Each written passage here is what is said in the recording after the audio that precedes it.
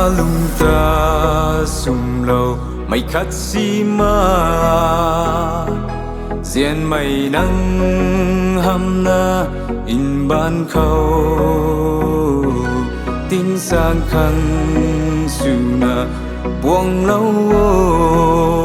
khăn căn đi khâu nắng hâm na bài mày khát xi ma ghê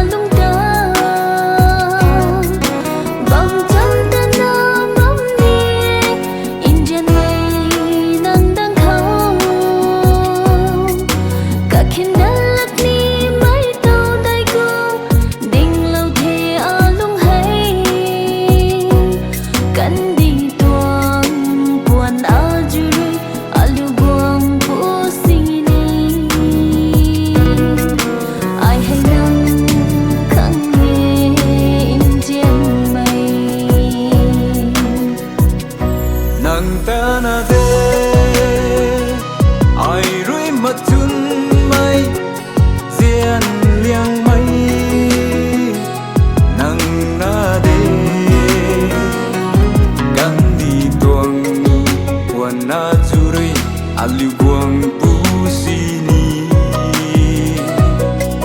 ai hay nâng khang nghe in diện mây nâng ta hâu lâu mang na bao ngơ mắt mây lung ta cả gần Thui nâng đuôn su na đuông lâu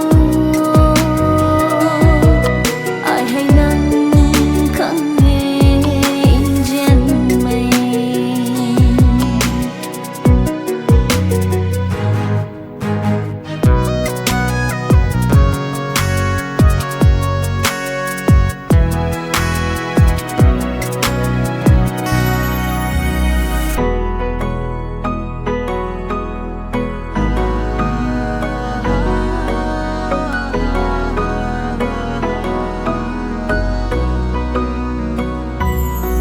Alungtah sum lâu mày khát xi ma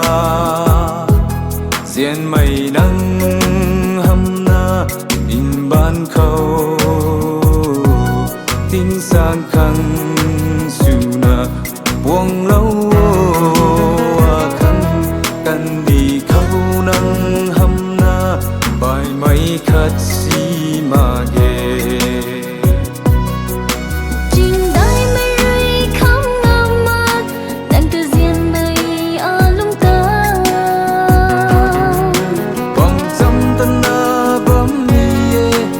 diện mây